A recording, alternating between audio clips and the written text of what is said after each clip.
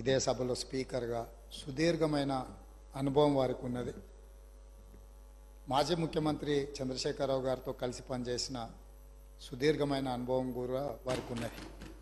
అయితే ఇక్కడ వారు కొన్ని విషయాలు మరి సందర్భంగా గుర్తు లేదో రాలేదో నాకు తెలియదు.